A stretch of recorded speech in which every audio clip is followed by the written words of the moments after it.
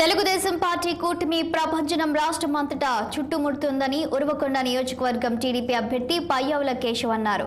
YCP party ప్రభుత్వ ఏర్పాటుకు దరిదాపులో కూడా ఉండదని చెప్పారు. ఉరవకొండ నియోజకవర్గంలో టీడీపీ పార్టీ ఘన విజయం సాధిస్తుందని అన్నారు. రాష్ట్రంలో ఉద్యోగ, విద్యార్థి అన్ని వర్గాల ప్రజలు వైసీపీకి వ్యతిరేకంగా ఓటు వేసేందుకు సిద్ధంగా ఉన్నారని చెబుతున్న పయ్యావుల కేశవ్తో మా అనంతపురం ప్రతినిధి Mohammed Raseel face to face.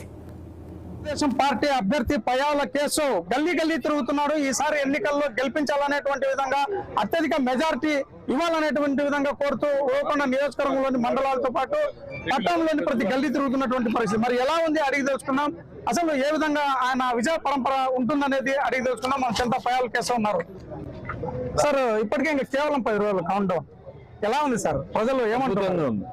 అద్భుతంగా ఉంది. తెలుగుదేశం కూటమి ప్రభంజనం సునామీ లాగా రాష్ట్రంలో చుట్టుముడుతా ఉంది. అనంతపురం జిల్లాలో కూడా అంతే అద్భుతంగా ఉంది. ఉరవకొండలో మరీ ఎక్కువగా కనపడుతుంది.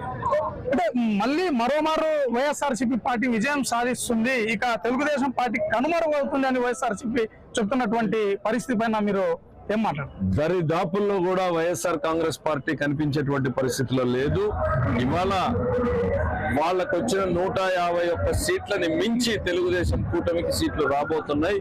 రాయలసీమలో ఎక్కడైతే వాళ్ళకి అంతో ఇంతో నమ్మకం ఉందో రాయలసీమలో కూడా వాళ్ళు ఘోరంగా పరాజయం కాబోతున్నారు. వైఎస్ఆర్సీపీ జనం ఇవాళ మీరు చూస్తా ఉన్నారు, మీటింగులు చూస్తుంటే ఉద్యోగాలు కావాలి, ఉపాధి కావాలి, ఇవేవి సంబంధం లేదు. వైఎస్ఆర్సీపీ పార్టీకి ఇవేవి కూడా సంబంధం లేనటువంటి అంశాలుగా ఉన్నాయి.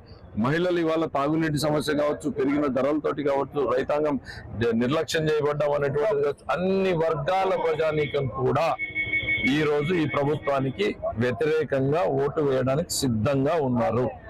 దాంట్లో ఘోరమైనటువంటి పరాజయాన్ని జగన్మోహన్ రెడ్డి గారు చూడబోతున్నారు. సార్, ఏంటి సార్, నేను ఖచ్చితంగా విజయం సాధిస్తానని అంటున్నారు మీరు. అసలు ఏంటి ఈ ధీమా ఏంటి ఉరవకొండ నియోజకవర్గంలో? మనం చేసినటువంటి పనులు వాళ్ళ ఫెయిల్యూర్. 5 సంవత్సరాలలో విశ్వేశ్వరరెడ్డి గారు ఈ నియోజకవర్గం మొత్తం మీద కూడా తాను చేసిన పని ఇది అని చెప్పుకోవడానికి ఒక్కటి కూడా లేదు. ఈరోజు ప్రతి గ్రామంలో కూడా నేను సవాల్ చేస్తూ వచ్చా, ఏ పని చేశాడో నియోజకవర్గంలో చెప్పండి. నేను జూనియర్ కాలేజీ కట్టినా నేనే కట్టాం, డిగ్రీ కాలేజ్ తెచ్చినా నేనే తెచ్చాం, గర్ల్స్ కాలేజ్ తెచ్చినా నేనే తెచ్చాం, కస్తూరిబా కాలేజీ తెచ్చినా నేనే తెచ్చాం, హాస్టల్స్ తెచ్చినా నేనే తెచ్చాం, హాస్పిటల్ తెచ్చినా నేనే తెచ్చాను, రోడ్డు తెచ్చినా నేనే తీసుకొచ్చిన, నీళ్లు తెచ్చినా నేనే తెచ్చాను. విశ్వేశ్వరరెడ్డి గారు నేను చేశాను అని చెప్పుకునేటువంటిది ఒక్కటి కూడా లేదు. ప్రజలు ఇవాళ దా తేడాన్ని గమనించారు.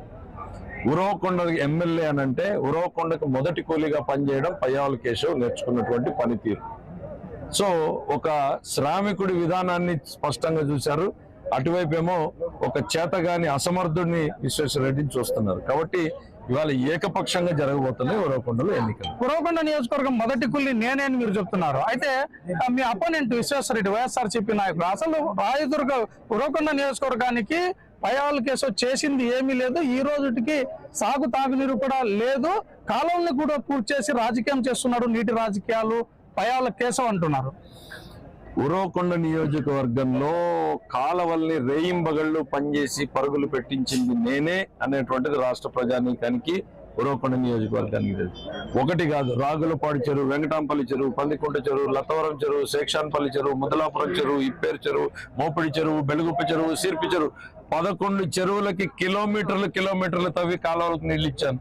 విశ్వేశ్వరరెడ్డి 1 మీటర్ కాలువ తవ్వలేదు, ఒక జానుడు, ఒక బెత్తడు కూడా కాలువ తవ్వలేకపోయాడు. మరి ఎవరు సమర్థుడు, ఎవరు అసమర్థుడు అనేటువంటిది ప్రజానీకం స్పష్టంగా తెలుసుకుంటున్నారు. నేను చేసినట్టు పనులు కళ్ళ ముందు ప్రజలకు కనపడుతున్నాయి. విశ్వేశ్వరరెడ్డి చెప్పేవి ఏవి కూడా నేను ఇది చేశాను అని ఆయన వచ్చి చెప్పుకోమన్నాడు.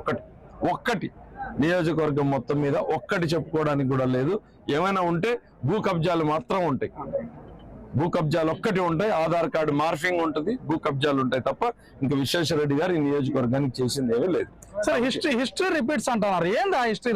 ఉరవకొండ హిస్టరీ 1994లో ఉరవకొండలోనూ తెలుగుదేశం గెలిచింది, రాష్ట్రంలోనూ తెలుగుదేశం అధికారంలోకి వచ్చింది.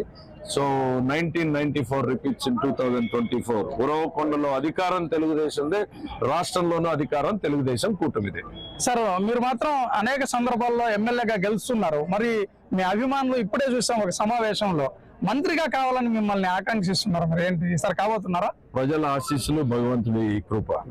Thank you sir.